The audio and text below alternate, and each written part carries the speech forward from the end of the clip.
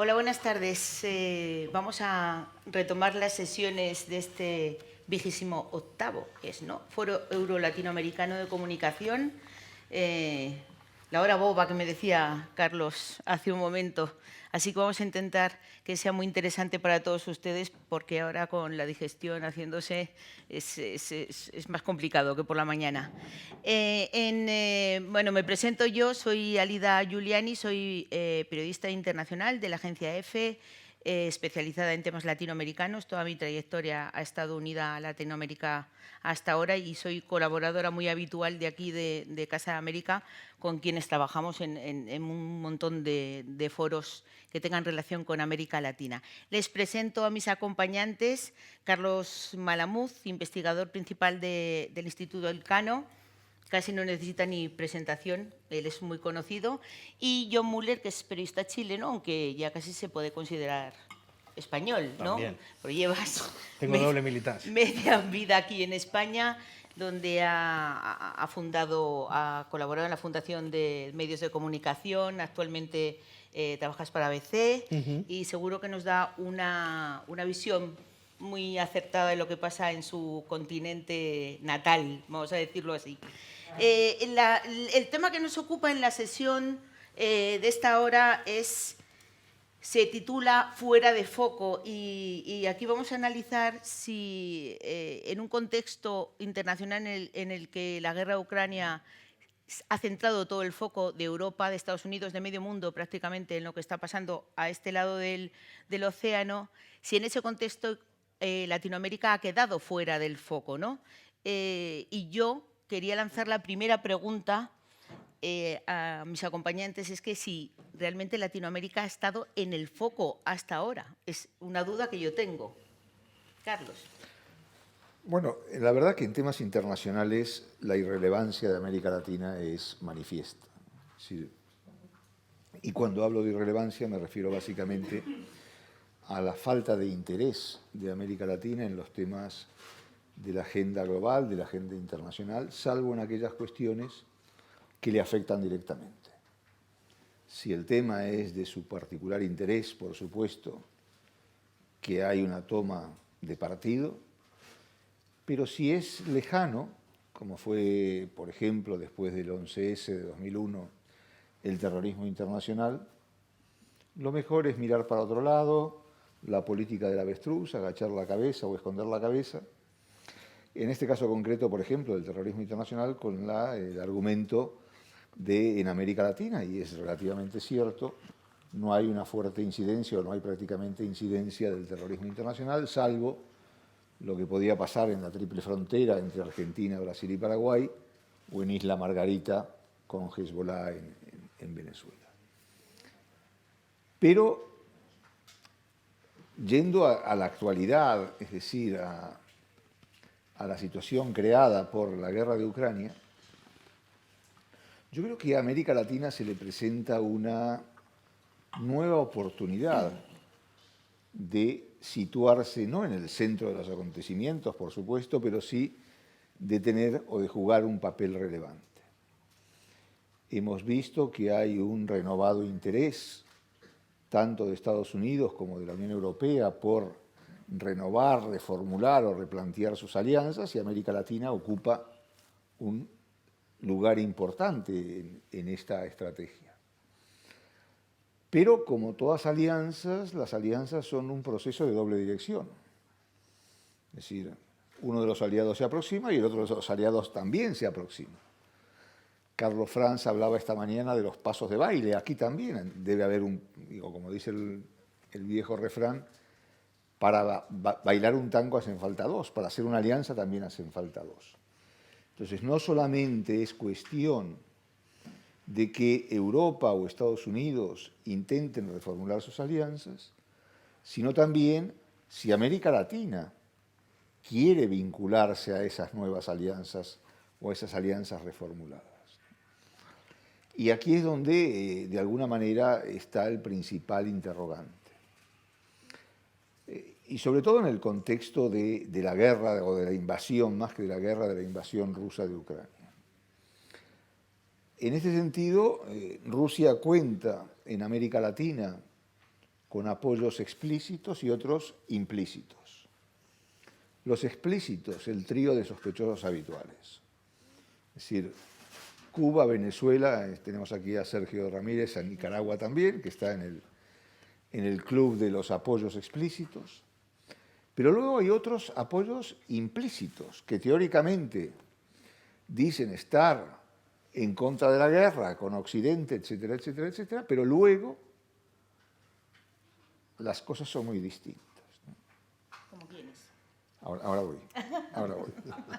Estoy expectante. Pero por ejemplo, es curioso, con independencia de cómo se haya votado en Naciones Unidas o en la OEA o en cualquier organismo internacional, donde muchos países latinoamericanos votaron en contra de la invasión y otros se abstuvieron, sin embargo, ningún país latinoamericano apoyó las sanciones de Occidente, ni de la Unión Europea ni de Estados Unidos. Ahí hay, por supuesto, un viejo relato vinculado con la oposición latinoamericana a las sanciones, pero bueno, esa es otra historia. Pero yendo a los apoyos implícitos, ¿quiénes?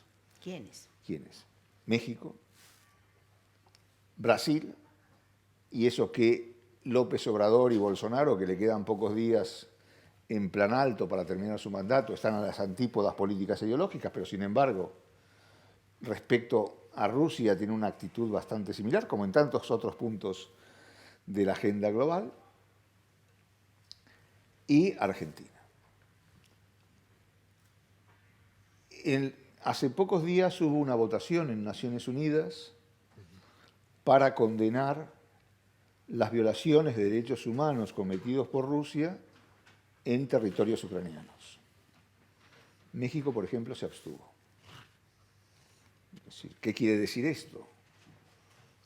No que López Obrador ha puesto en pausa la relación con Putin, sino que de alguna manera lo que estaba haciendo era avalar las barbaridades de Putin en Ucrania. ¿Por qué?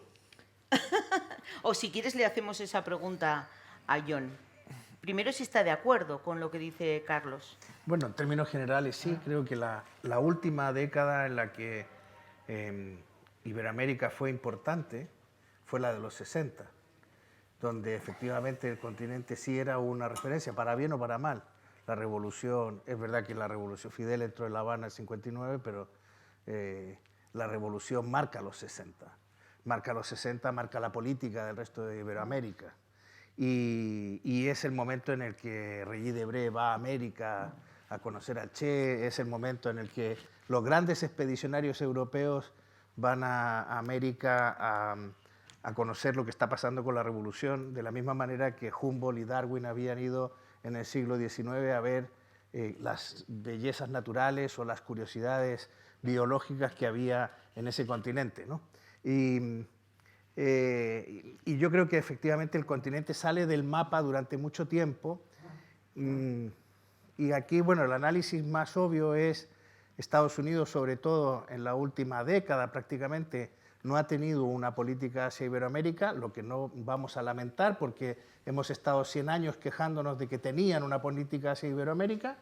Bueno, pues ahora no podemos llorar porque no la tengan, pero qué duda cabe que ahí se produce un vacío de poder que se llena y la misma desaparición de la Guerra Fría, o sea, hablemos de la idea de Fukuyama de la victoria del capitalismo, hace pensar que en ese momento la geografía política de Iberoamérica ha cambiado.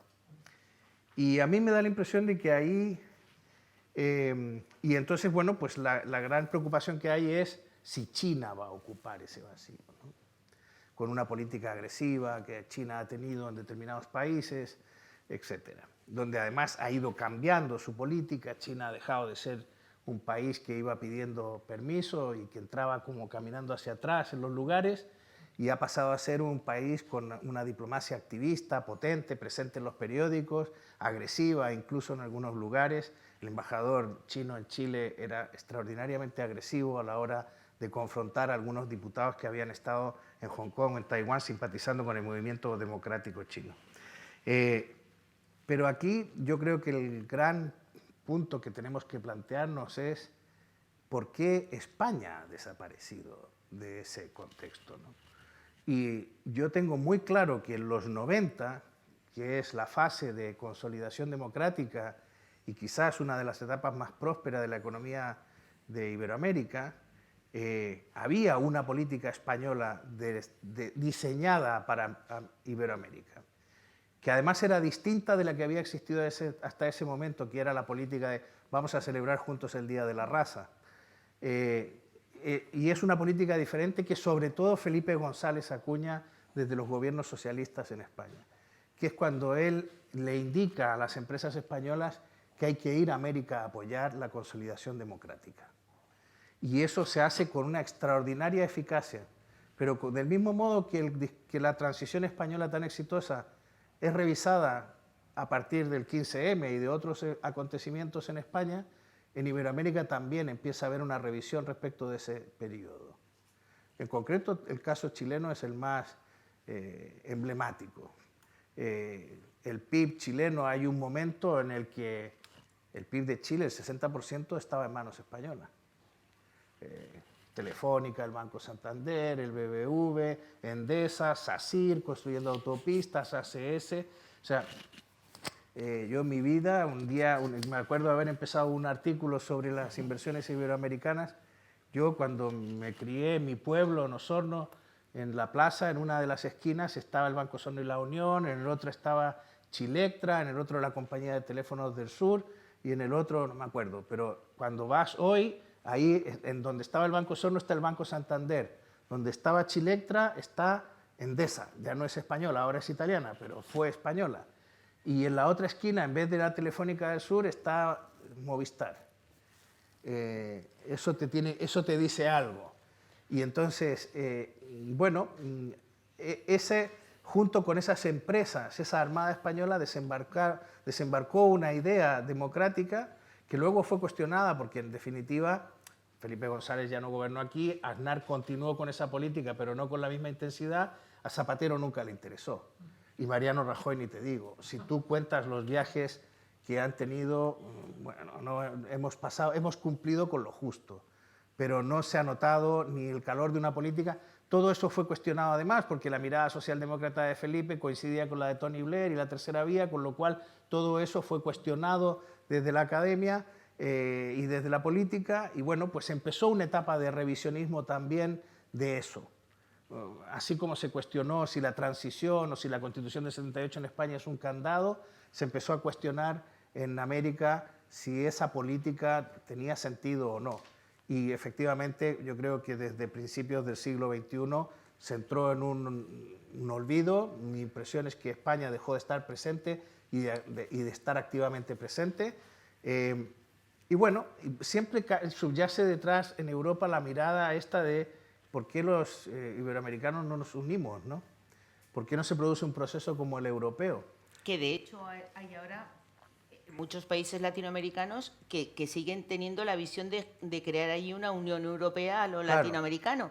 Complicado, ¿no? Todos entiendo saben porque que cada eso uno es imposible. va a un ritmo completamente distinto. No solo vamos a un ritmo distinto y hay asimetrías enormes, sino que efectivamente, o sea, hay cuestiones que no compartimos y eso tuvo éxito en alguna época porque creabas la Organización Panamericana de Salud, el movimiento panamericanista. Ahora en Chile se van a celebrar los Juegos Panamericanos el próximo año, precisamente, que es un residuo de aquello, pero nunca ha existido una auténtica integración. Fíjate la cantidad de problemas fronterizos que hay entre Chile, Perú y Bolivia simplemente. Bueno, es muy difícil encontrar las bases para una integración eficaz iberoamericana, pero sobre todo porque han ido apareciendo problemas nuevos. O sea, yo creo que a esta ausencia de España la ha venido a completar por el otro lado, como decía Carlos, aquí los aliados necesitan que uno se aproxime y el otro también. Ha aparecido el movimiento decolonizador, ha aparecido con fuerza el indigenismo, las reivindicaciones de los pueblos aborígenes o de los pueblos originarios. Esto ha venido a llenar un espacio que además está lleno de ignorancia y lleno de fantasías, porque ha venido a topar con elementos de la propia construcción nacional de las repúblicas iberoamericanas después de su independencia de España, que han sido mal leídos, que están mal interpretados. Entonces, Bueno, pues ahí tenemos un problema que es fruto fundamentalmente de la falta de diálogo y de la falta de una presencia política en la zona, ¿no? Se le ha dado espacio a la leyenda negra otra vez, ¿no? Sin duda. De la conquista española, que además, hablando de López Obrador, es utilizada precisamente por muchos mandatarios últimamente en muchas ocasiones. Sí, pero, a ver, yo creo que hay un problema añadido en todo esto y es verdad que la leyenda negra está reemergiendo, que hay un fuerte movimiento anticolonial, el indigenismo, etcétera, etcétera. Pero esto por sí solo no explica por qué España no tiene una política global hacia la región. Y aquí yo creo que en parte es responsabilidad de los cambios que ha habido en la propia España desde el año 82 en adelante, 82 cuando llega Felipe González, sino también de los cambios que han ocurrido en América Latina. América Latina, no de hoy, ya desde hace bastantes años, es una región fragmentada. No una región dividida en dos bloques antagónicos, sino fragmentada en múltiples partes. Esto implica que ni España, ni Estados Unidos, ni China, ni nadie puede tener hoy una política de conjunto para la región. Hay que tener tantas políticas como tantos estados o naciones hay en América Latina.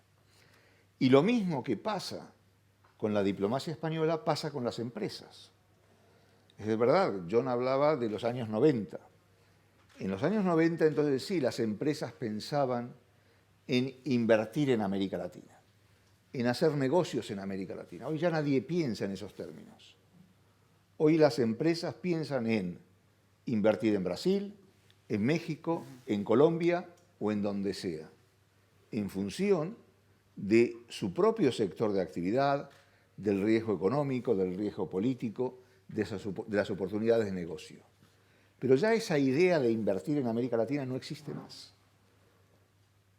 Y eso dificulta entonces enormemente la labor de la diplomacia española y de la diplomacia europea, sumada a otras cuestiones como por ejemplo el tema de la presencia china.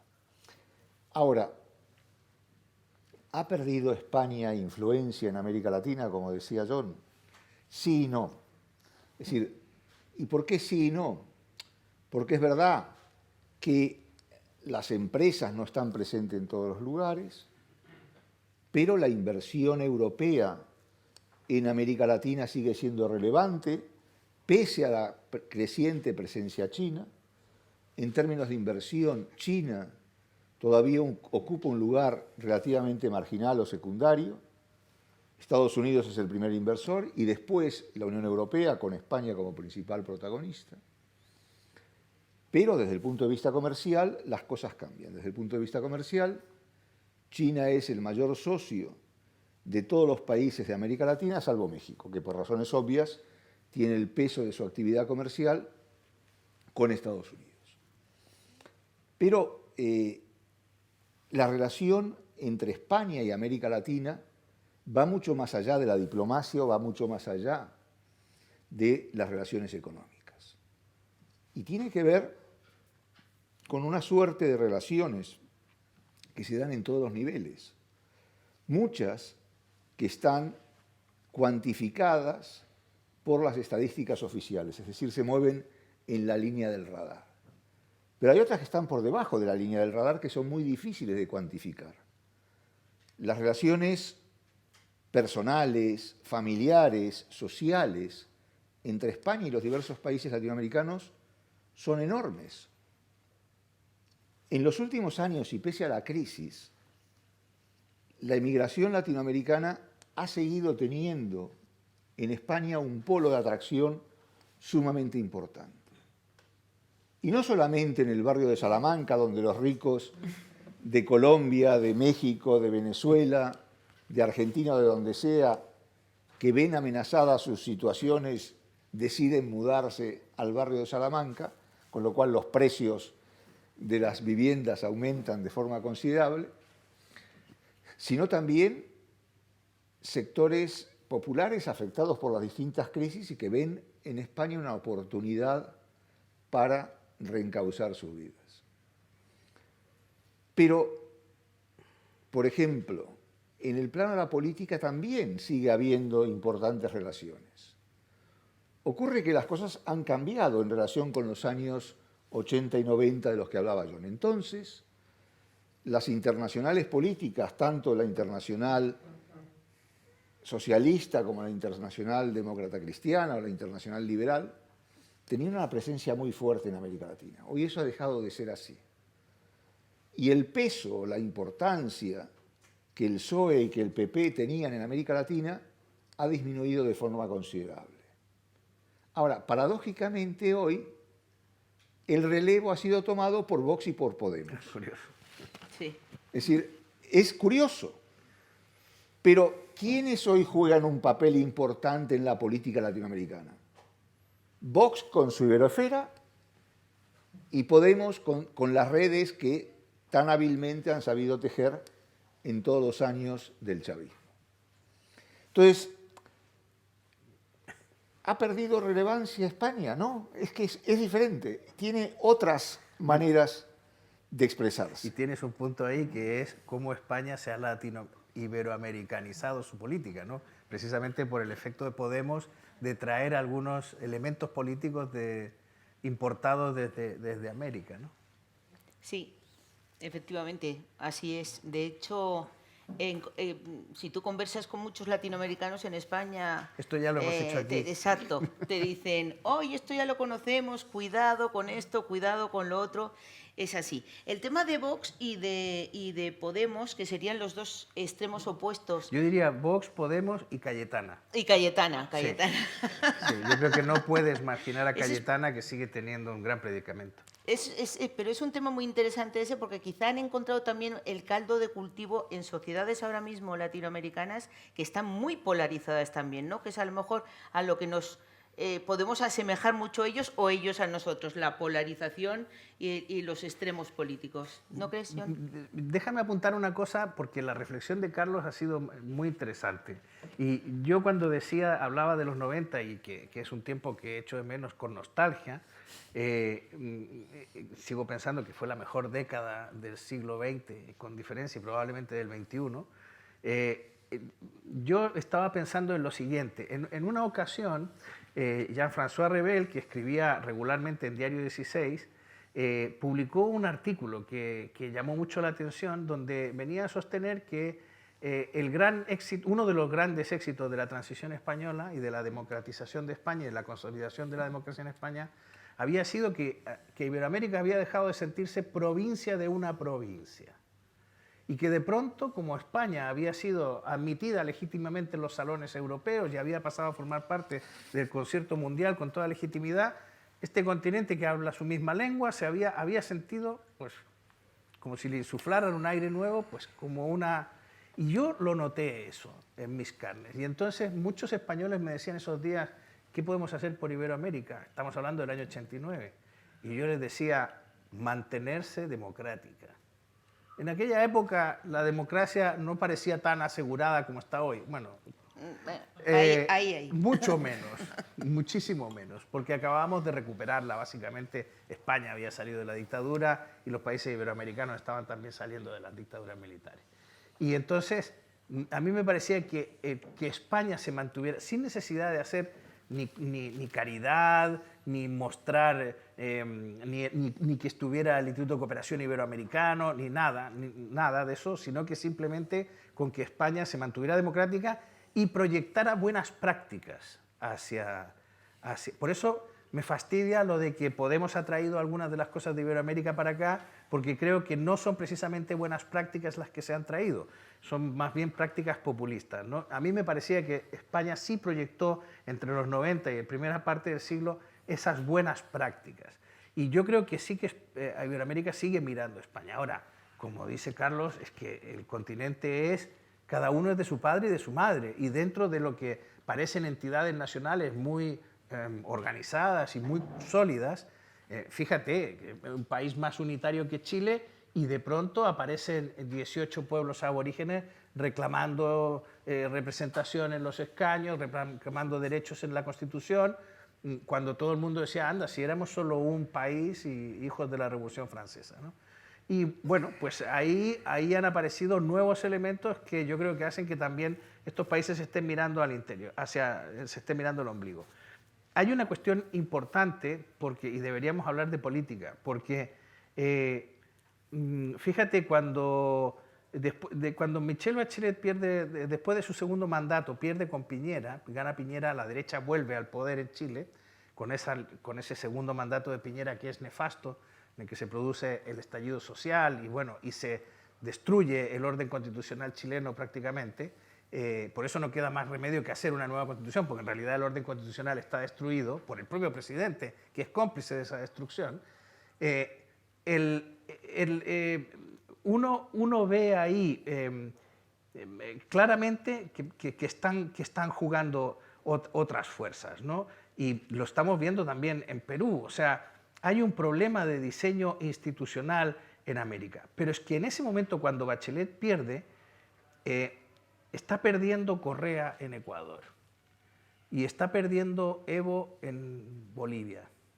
Y el mensaje que está recibiendo la izquierda es, ¿os dais cuenta? No se puede garantizar, no se puede permitir que la vía democrática deshaga nuestras reformas. Por lo tanto, hay que hacer algo para evitar que la democracia tumbe los proyectos de izquierda. Y resulta que el único que tiene un proyecto para que la democracia no tumbe los proyectos de izquierda es o Cuba o Venezuela. Y entonces se convierten como en la gran referencia. Fíjate, esto me lo contaba Marco Enrique Sominami, que no es un tipo peligroso de ser de derechas. Él me decía, dice, John, hay un mensaje potentísimo para la izquierda latinoamericana de que no se puede jugar a la democracia si queremos mantener las reformas que son buenas para el pueblo. El problema es aquí lo de siempre. Siempre hay un grupo iluminado que cree que ellos saben lo que es bueno para el pueblo. Quería volver otra vez a mirar las relaciones entre la Unión Europea y América Latina, porque últimamente se vuelve a retomar la idea de que hay que acercar ambos lados del océano, y de hecho el año que viene va a ser un año por lo menos con posibilidades de hacerlo. Tenemos primero la cumbre iberoamericana en Santo Domingo, aunque no sé qué opinión tenéis vosotros de estas cumbres y si la próxima realmente será más efectiva que las anteriores para esto, pero sobre todo yo creo que la posibilidad está en la presidencia española de la Unión Europea en el segundo semestre. ¿Cómo veis esto? Bueno, evidentemente que la presidencia española del segundo semestre va a ser una oportunidad para relanzar las relaciones birregionales, unas relaciones que están en un punto delicado, pero que sin embargo y al mismo tiempo, junto con la presidencia española, la invasión de Ucrania lo que ha hecho es volver a centrar la idea de que es una relación importante y que es una relación que Europa debe privilegiar. Y desde esta perspectiva, el hecho de que Borrell sea el alto comisionado de la Unión Europea para las relaciones exteriores, esto viene de alguna manera a reforzar esta idea de potenciar la relación birregional. Una relación birregional que, como la relación también, aunque de una manera distinta, entre España y América Latina, se asienta sobre muchos intangibles. Más allá de las inversiones, más allá del comercio, lo cierto es que en América Latina se habla el español y el portugués, pero también otras lenguas como el francés, el italiano, el inglés y el alemán tienen una presencia importante. A todo esto se suma el hecho de que muchos países de los 27 Estados miembros de la Unión tienen colonias de migrantes y sus descendientes más o menos importantes en diversos países latinoamericanos. Y esto pone de alguna manera el centro de interés hoy en América Latina. En ese sentido, la presidencia española no va a ser original. Las 4 presidencias anteriores, comenzando por la de 2010 o terminando en la de 2010, en todas ellas América Latina jugó un papel central en la agenda de la presidencia española. En 2010, por ejemplo, fue la oportunidad para relanzar, primero se creía que con gran éxito, luego se vio que con un estrepitoso fracaso, las negociaciones inacabadas entre la Unión Europea y Mercosur. Que ahí siguen, inacabadas. Y también se cerraron las negociaciones para un tratado de asociación entre la Unión Europea y América Central. Siendo importante como va a ser la presidencia española, primero habría que tener en cuenta que deberíamos rebajar nuestro nivel de ansiedad o de exigencia respecto a la presidencia española y América Latina. Es decir, España por sí misma no va a convencer a los 26 Estados miembros o a los 25 si excluimos a Portugal de la importancia de América Latina.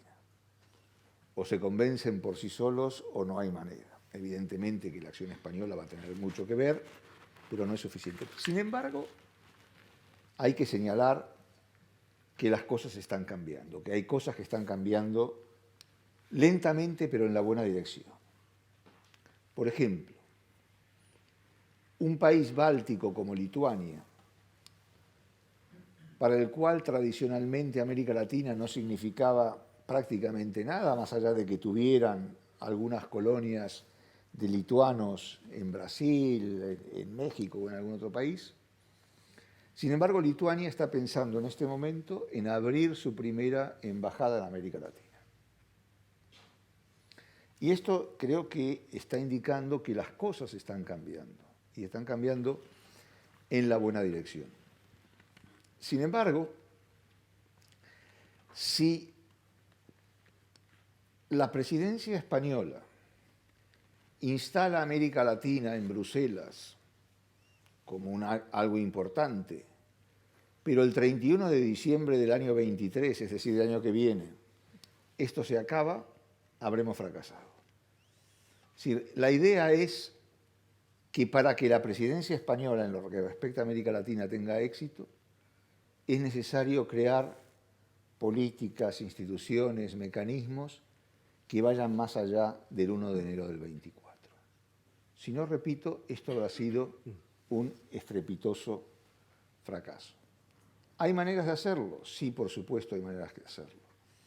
Y para eso, la Unión se tiene que convencer, la Comisión se tiene que convencer, pero el Consejo de Europa también se tiene que convencer, el Consejo Europeo, de que hay que invertir mucho capital político, pero también mucho capital económico en la región. ¿Por qué? Porque ha habido dejadez, ha habido pérdida de tiempo. Están los chinos, están los rusos, están los iraníes, están los turcos, pero sobre todo están los chinos. Claro que si uno compara las opciones que tienen las empresas chinas con las que pueden tener las empresas europeas, hay que introducir una serie de elementos a considerar. Por ejemplo, las empresas chinas presentes en América Latina, todas de una u otra manera dependen de Pekín, del Partido Comunista Chino y del gobierno chino. Esto quiere decir que su estrategia en la región depende de la estrategia global de China respecto a América Latina. Y si en algún caso tienen que invertir a fondo perdido o prestar dinero al 0% de interés o a lo que haga falta, lo van a hacer, porque tienen las espaldas cubiertas. Las empresas europeas compiten con otras premisas y desde otra perspectiva. Y esto evidentemente incide en la forma de actuar de unas y otras y en el potencial éxito de unos y de otros. Y a esto se agrega otro hecho importante. Hablaba John antes de la diplomacia china. Es verdad que hubo un momento de esplendor durante el estallido de la pandemia y cuando el COVID estaba en efervescencia, de eso que llamamos primero la diplomacia de las mascarillas y luego la diplomacia de las vacunas. Y entonces, bueno, todo el mundo miraba a China como aquellos que habían sabido desarrollar las políticas más eficientes en la lucha y el control del COVID. Si miramos hoy a los hospitales de Pekín o de cualquier otra gran ciudad china, echamos a temblar. Y las expectativas de los especialistas respecto a la evolución de la pandemia en China en este momento, después de todo el barullo en torno al COVID-0, son realmente espeluznantes. Pero, más allá de estos éxitos parciales, hoy nadie se quiere aplicar ni la Sinovac ni ninguna de las variantes de las vacunas chinas. Pero no solo eso, sino que empieza a haber rechazo por algunas prácticas políticas y económicas de China en América Latina. Ya las ha habido en África, por ejemplo, donde los chinos son prácticamente omnipresentes. Pero yo que contaba John del embajador chino en Santiago, regañando a muchos parlamentarios chilenos. Oiga usted, ¿quién se cree que es? Los chilenos son muy educados y por lo tanto nadie se lo dijo directamente a la cara. Pero muchos lo pensaban. Y muchos cada vez más están pensando, bueno, tanta bondad china, tanto empeño por camelarme, digamos, evidentemente aquí hay algo raro. Aquí hay truco. Y esta idea, a mí hay una idea que me cabrea profundamente, que es la idea del sur global. No la idea del sur global en sí misma, que bueno, si el sur quiere llamarse global, sino de, valga la redundancia, englobar a China en el sur global. ¿Qué pintan los chinos en el sur global? ¿Qué tienen los chinos de sureños? ¿Son los mismos problemas de los chinos que los que tienen los haitianos, los caboverdianos o tantos otros del sur global? ¿No? Entonces dejemos de hablar de cosas travestidas y llamemos las cosas por su nombre. El hecho de que se esté empezando a recelar de China y tal vez también el hecho de que América Latina tenga ahora mismo todo lo que Europa necesita en cuanto a energía, alimentos, ¿nos puede beneficiar en esas relaciones? Yo creo que sí. A ver, yo primero decir una cosa en relación a las cumbres iberoamericanas. Ah, perfecto. Creo que fue un gran invento del rey Juan Carlos. Y que como tal, o sea, fue una especie como de reconstitución de una especie de... en mi imperio no se pone el sol, pero más chiquitito, más modesto, pero bueno, convirtiendo a los presidentes de las repúblicas en una especie de corte del rey, ¿no? Y este episodio, y estas cumbres que cumplen un papel brillante y que son tan esplendorosas durante mucho tiempo, concluyen en 2010, como decía Carlos, con el famoso ¿Por qué no te callas? Ese episodio que todos recordamos, ¿no? Entonces, ¿qué es lo que yo espero de las cumbres iberoamericanas? Pues como yo creo que la CEGIP, que dirige Andrés Alamán... Cuida que tenemos ahí a Lula, de la CEGIP. Mira a ver qué dices. Bien, yo, como tenemos aquí al lado la CEGIP, yo lo que espero de las cumbres, y ellos lo tienen que organizar, lo que espero es que haya un replanteamiento de las cumbres iberoamericanas con el rey Felipe VI. O sea, una modernización del planteamiento y una modernización y que esa cumbre proyecte una modernización de las relaciones. ¿Lo estamos haciendo? No tengo ni idea, pero es lo que a mí me gustaría. Es lo que Ahora, una cosa, ¿no? Es decir, es verdad que las cumbres fueron un gran invento, pero las cumbres sobre todo tuvieron el éxito que tuvieron, entre otras cosas, a ver, las cumbres tuvieron tres grandes animadores, o dos grandes animadores, y un tercero. El primer gran animador, el rey Juan Carlos. Así es. El tercer gran animador, o medio animador, Enrique Iglesias. Primero como presidente del BID y después como secretario general iberoamericano. Y el tercero, sin el cual las cumbres no hubieran sido lo que fueron, Fidel Castro. Yo creo que Chávez también tiene un papel. Chávez ahí también tuvo... pero Chávez aparece después. Pero A ver, Fidel Castro no se perdió una cumbre hasta que empezó a perderse cumbres. Pero durante mucho tiempo no se perdió una sola cumbre. ¿Por qué? Porque las cumbres iberoamericanas fueron muy funcionales para la política exterior cubana en un tiempo, y recordemos que esto empieza en 1991, en el cual Cuba estaba aislada de buena parte de América Latina. Y la posibilidad de Fidel y del gobierno cubano de entablar lazos con sus pares de la región fue a través de las cumbres. Así es.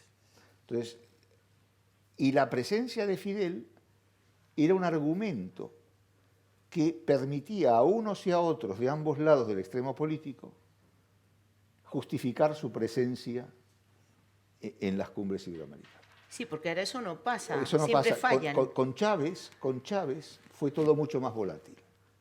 Y Chávez es el que empieza a provocar esa fragmentación latinoamericana de la que hablaba antes, que también repercute en las cumbres iberoamericanas. Claro. ¿Se conseguirá en esta cumbre por fin reunir a todos y que la cumbre no sea la excusa para insultarse unos a otros? Porque recuerdo la última cumbre en Andorra que se convirtió en, cuando hablaban por videoconferencia desde Venezuela, en insultar a Duque de Colombia, Duque insultaba al de Venezuela, a su vez así. ¿Conseguirán estar presentes todos por fin de alguna manera y que vuelva a ser una cumbre iberoamericana completa? Completa no lo sé, porque a ver qué va a pasar con Perú. Bueno. No sabemos. La moneda está en el aire y no sabemos para qué lado va a caer. Yo bueno, creo que Nicaragua tampoco creo que Nicaragua esté estaba muy... pensando, viendo a Sergio, me estaba pensando... Y México. México. Fíjate que yo creo que lo que haga Lula va a tener mucho que ver con si México está o no. Y Petro. Tiene gracia porque ahora mismo todo el mundo dice, bueno, han caído, toda Iberoamérica es de izquierdas, pero es de izquierda con muchísimos matices. O sea, en la anterior pregunta, cuando me decías, ¿hay una oportunidad ahora que China se repliega? Creo que lo que ha hecho la Unión Europea, lo que ha hecho Borrell, insistiéndole a Boric en Chile que firme en la modernización del acuerdo de libre asociación con la Unión Europea, bueno, es que no le puedo estar más agradecido a Bruselas de lo que ha hecho. O sea, para mí, así, primero que ha destruido las tesis de su secretario de Relaciones Exteriores, que es un tipo que está contra el comercio y que es un proteccionista de la nueva hornada, pero el firmar ese tratado, o sea, el alcanzar ese acuerdo es fundamental para mantener a Chile en el carril de la apertura al exterior, porque si no, en el interior, en el gobierno de Boric, empezarán a triunfar los discursos contra el comercio. Y eso mismo, lo que es una pena es que no se pueda conseguir con el Mercosur, porque ahí la realidad es mucho más compleja y sobre todo porque Macron no quiere firmar. Entonces, mientras Macron no quiera firmar, porque tiene el problema que tiene con la política agrícola y con su sector agrícola que es muy potente, bueno, pues el tema con el Mercosur no va a avanzar, pero ese es un tema que lastra mucho lo que es la vertiente atlántica de América Latina, ¿no? Pero Petro, no, o sea, Boric no es un izquierdista como Petro, ni como AMLO, ni siquiera como Alberto Fernández. Y Lula, que no sabemos en qué versión va a venir, si mejorada o repetida, tampoco, o sea, todavía es un misterio, no sabemos qué pasos va a dar. Yo espero que él vuelva a como fue en su primer mandato, ¿no? Que me pareció muy inteligente. Y luego, pues la incógnita de Perú, pero hay mucho que hacer. O sea, ahora mismo uno puede decir, oye, es que estos todos se volvieron locos y el populismo se apoderó de ellos. Pero es un gran momento para hacer política. O sea, los que tienen herramientas como la Unión Europea, etcétera, pueden influir en los países y hacer que hagan las cosas bien. Es un error aislarlos y dejarlos sueltos. Con lo cual, ahí yo lo que he hecho en falta es que desgraciadamente no nos pillan en el mejor momento desde Europa, porque tenemos el problema de Ucrania, porque la Unión Europea no tiene liderazgo, no hay un liderazgo, porque se nos ha caído el escaparate energético y al final estos son soldaduras en la estructura de nuestras sociedades. y no estamos en el mejor momento, pero en este momento es una gran ocasión en Iberoamérica para ir allí, sobre todo porque es un continente que está transido por el populismo. Y esto es una cosa que habría que intentar favorecer a gobernantes como Boric, por ejemplo, que están tratando de salir de esa vertiente de populismo y que le va a costar el enfado de su izquierda, que ya se está empezando a notar, y le va a costar mantenerse en una senda razonable, ¿no? No sé cómo vamos de tiempo. Damos paso a preguntas de los presentes. Por ahí levantan la mano. Buenas tardes, muchas gracias. Dos preguntas muy básicas. Son las peores. La primera es, ¿hasta qué punto es cierta esa tesis que circula como el Guadiana, que dice que los sajones, interviniendo en las guerras de liberación, fragmentaron América de una manera enorme, porque lo lógico hubiera sido la independencia de lo que fueron los virreinatos, y que de ahí nace la debilidad de Hispanoamérica, y eso dio luego pie a que los poderes locales, en fin, viviesen de eso y no quisieran la integración, con lo que ahora están haciendo los antropólogos con las nuevas constituciones que tan bien y tan brillantemente Santiago Muñoz Machado ha relatado esta mañana en su intervención, y que lo que hacen todavía es, primero, impedir esa unión americana, a la manera de la Unión Europea. Es verdad que no ha habido las guerras mundiales que se originaron en Europa, no las ha habido allí, pero en fin, hay sus guerras. Y que ahora no solo impiden eso, sino que fragmentan todavía más a los países, porque son constituciones en donde lo que se reconoce es la soberanía de las civilizaciones antiguas, primigenias, colombinas, precolombinas. Bien, esa por un lado esa pregunta. Y por otro lado, la segunda pregunta es la posición de España, o la atención de España, o el trabajo conjunto de España con América Latina, ha decaído también desde la entrada de España en la Unión Europea. Es decir, ¿hay algo de culpa de la Unión Europea en que España haya preste menos atención a América? Muchas gracias. Bueno, respecto a la primera pregunta, la participación británica en los procesos de independencia y la fragmentación o la implosión del Imperio Español es un camelo.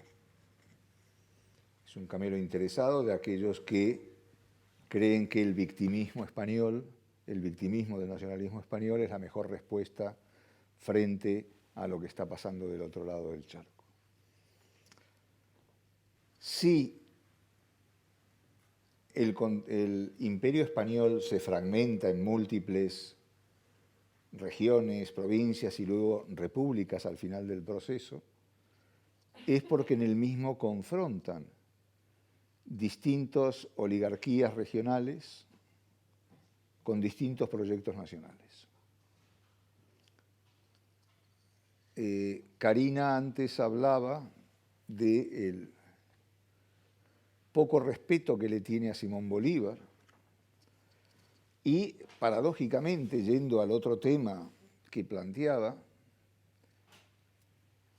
no en vano se intenta presentar a Simón Bolívar como el gran protomártir de la integración latinoamericana, cuando en tiempos de Bolívar la integración no era un concepto que existía. Bolívar no hablaba de integración latinoamericana. Bolívar, en todo caso, hablaba de reconstruir el viejo imperio español que había saltado por los aires como consecuencia de la propia independencia. ¿Que la diplomacia británica tenía su interés en la región? Sí. ¿Que había mercenarios británicos peleando en los ejércitos republicanos? También. Ahora, lo que pasó ahí es responsabilidad de los propios latinoamericanos. Y eso es, me parece, lo importante. Y esto también tiene que ver con el tema de los antropólogos. Es decir, tampoco exageremos sobre el papel de los antropólogos a la hora de decantar la opinión pública de los distintos países en una dirección. ¿Ya le gustaría a los antropólogos ser tan decisivos en las políticas nacionales?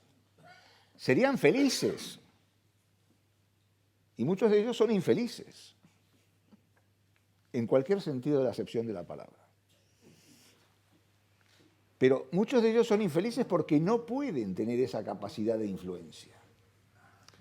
Y tampoco, yo entiendo que Santiago Muñoz Machado centre su análisis en las constituciones, que son importantes, son piezas importantes en los sistemas políticos de los países. Ahora, si América Latina está como está, no es únicamente por las constituciones que se ha dotado, también, pero no solo. Y la segunda pregunta, ¿España y Europa? Pues yo creo que no, es decir, al contrario. España ha intentado desde su mismo ingreso, desde su misma incorporación a la Unión Europea, en convertirse eso que tan pomposamente se dio en llamar el puente, y que es un absurdo como concepto. Pero bueno, de todas maneras, España es un gran defensor de los intereses latinoamericanos en Bruselas. Es que el puente es la puerta, digamos, de entrada, ¿no? Ni siquiera. Dejémonos de París. Es decir, España es un buen socio para América Latina en Europa y ejerce de tal. Y muchos países latinoamericanos lo reconocen. Sí, solo añadir a la primera pregunta que si tú miras el mapa de Iberoamérica, está calcado el Uti Possidetis de 1810, que es el acuerdo por el cual se respetaron las antiguas fronteras administrativas de España, del Reino Español, cuando se produjeron las independencias de esos países. Chile es la Capitanía General de Chile y Argentina es fundamentalmente el Virreinato del Río de la Plata y Nueva Colombia y Nueva Granada, etcétera, etcétera. Y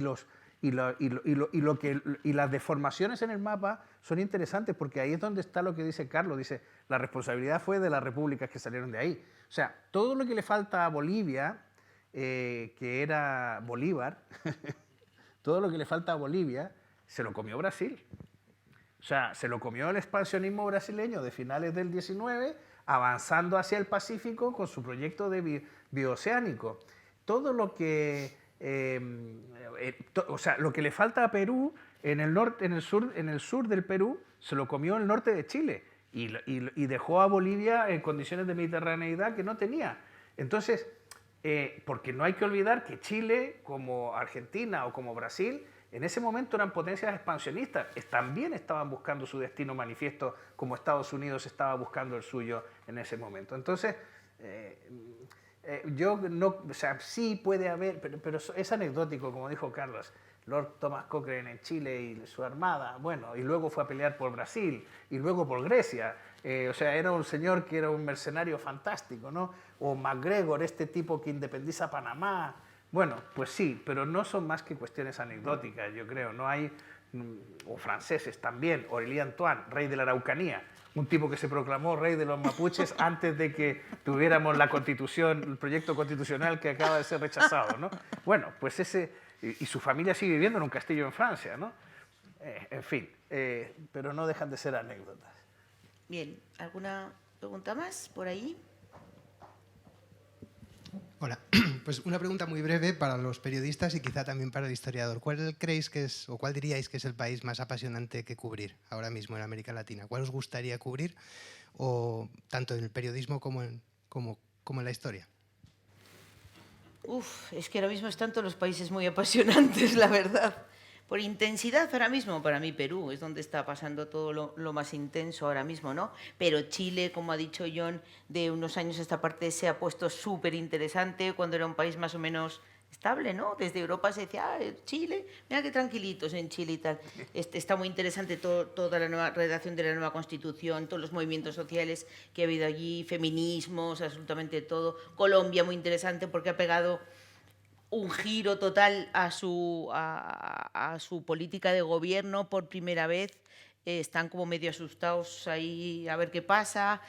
No sé, es que podríamos hablar de muchos países. No, no, Argentina es un país que nunca para. O sea, Argentina no defrauda. yo trabajé 3 años en la delegación de EFE en Buenos Aires y es que eso era un no parar. O sea, cuando era una cosa era otra. Y si ahora Cristina está así, pues ahora ganan el Mundial y pasó mañana el peso estará que no tal y los fondos buitres aparecerán y luego puede pasar de todo, ¿no? O sea, No, en este momento... la región en sí es apasionante para descubrir y trabajar. La verdad que no hay ningún país donde aburrirse. Centroamérica, bueno, increíble Centroamérica también, ahí hay de todo también, para contar, de todo. Yo iría a Argentina. A Argentina. Sí, por el peso que tiene el país, porque el próximo año van a pasar muchas cosas en Argentina, porque ha ganado el Mundial, porque tiene una carne y un vino extraordinario. Antes Exacto. no tenían un vino tan extraordinario, pero ahora sí. Y sobre todo porque Argentina es, aparte de ser el más europeo, el que mira a Europa, que es un país donde el argentino medio, si no puede venir 2 veces a Europa, se queja y piensa que los derechos humanos han sido abolidos. Sí, yo creo que Argentina es el sitio donde además... ¿Vino chileno o vino argentino? No, vino argentino. Bueno, ya estamos ahí ahora, cuidado, que vamos a empezar con el tango en breve. Pero es un país referencial, o sea, y donde los desafíos que tiene institucionales y económicos y políticos son tan grandes y vuelven permanentemente, y este año que viene va a ser clave para ver por dónde va a ir Argentina. Y Argentina, yo siempre pienso, cuando yo estudiaba periodismo en Chile, había 2 revistas que todos nos peleábamos cuando llegaba a la biblioteca y que nadie sabe cómo... ¿El gráfico? No, el gráfico la tenían mis tíos, pero la revista Humor, que era un ejemplo de insubordinación ante una dictadura militar y de cómo burlarte de los milicos, y Cambio 16. Que nunca sé cómo Pinochet no se enteró de que llegaban esas 2 revistas que eran un soplo de aire fresco en la biblioteca de la Católica. ¿Alguna más? Justamente hablando de lo que se viene, hay expectativas sobre Lula. Brasil ha estado en estos últimos 4 años bastante en una situación rara, atípica, si se quiere, para su posición y para lo que venía siendo la historia de ese país. Entonces, ¿qué creen ustedes que va a hacer Lula, digamos, en esta especie de revancha que le plantea la historia, cuando ya todos lo daban por ido de la política y reaparece? ¿Cómo sienten que se va a plantar para poder, además, soportar lo que tiene internamente, que no es nada fácil, ¿no? Bueno, yo creo que va a hacer lo que pueda. No tanto lo que quiera, sino más bien lo que pueda. Y mucho no va a poder. Y ya lo estamos viendo en las negociaciones intensas que está teniendo con el Parlamento en este periodo de transición y con sus equipos de transición.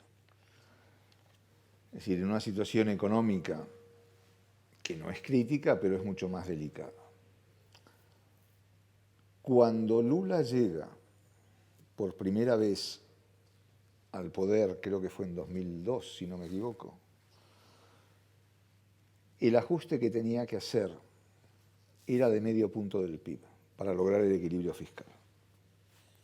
En este momento, si quiere lograr el equilibrio fiscal, el ajuste es de 4 puntos del PIB. O sea que la tarea en ese frente es bastante importante. Y luego, primero, Lula no es el Lula de principios del siglo XXI. El peso del PT en la política brasileña tampoco es la misma que a principios del siglo XXI. Los equilibrios regionales, por más que se diga que América Latina está teñida de rojo, no son iguales, entre otras cosas porque no está Chávez. Y eso marca una gran diferencia. Y tampoco la situación internacional es la misma, sobre todo teniendo en cuenta la guerra de Ucrania. Lula, por ejemplo, apoyó buena parte de su política exterior en los BRICS. Un conjunto al cual Bolsonaro también apostó por él. El tema es que en los BRICS está Rusia y está China. Y también está India, pero sobre todo está China y está Rusia. Y esto, evidentemente, algo que en el pasado se veía como con admiración y como, bueno, esto puede aportar a la humanidad en su conjunto, hoy es algo que se mira con mucha prevención. Entonces, ¿cuál va a ser el margen de Lula en política exterior? ¿Podrá ser aventuras como la que ideó con Turquía en su día para mediar en el conflicto con Irán y que le salió bastante mal? Creo que no, que el margen ahí es bastante limitado. Entonces, yo creo que Lula va más allá de lo que se está diciendo en este momento sobre sus esfuerzos, que sí son reales, en recomponer la relación con Estados Unidos y sobre todo con la Unión Europea, más allá de sus políticas medioambientales, entre otras cosas por compromisos con Marina Silva, sin la cual no hubiera tenido el resultado electoral que tuvo, que Lula va a mirar más hacia la política interior que hacia la política exterior, intentando solventar sus propios graves problemas internos. Y prueba de que los problemas internos son importantes y serios es que todavía no ha podido cerrar su gabinete. ¿Qué quiere decir esto? Que las negociaciones para incorporar partidos del llamado centrado, del centro, a su coalición de gobierno siguen abiertas. Y esto complica todavía más las cosas. Entonces, a ver, el cambio es importante. Y es importante porque se deja atrás todo ese periodo de incertidumbre que supuso la gestión de Bolsonaro. Pero yo creo que Lula llega más con la intención de recentrar Brasil que de ejecutar una vendetta política. Si él quiere ejecutar la vendetta política, se va a suicidar. Y eso va a ocurrir en el corto plazo. Y lo veo a Lula mucho más hábil y más pragmático que todo eso.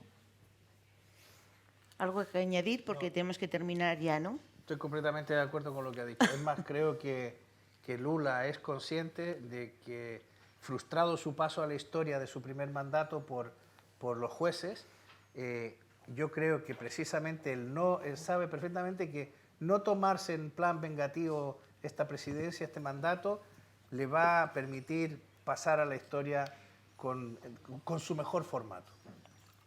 Muy bien, pues muchas gracias, Carlos, muchas gracias, John. Disculpad por el retraso nuevamente. Esperemos que haya estado interesante y nada, gracias a todos y feliz Navidad, ya de paso. Feliz Navidad. Que vayan bien estos días.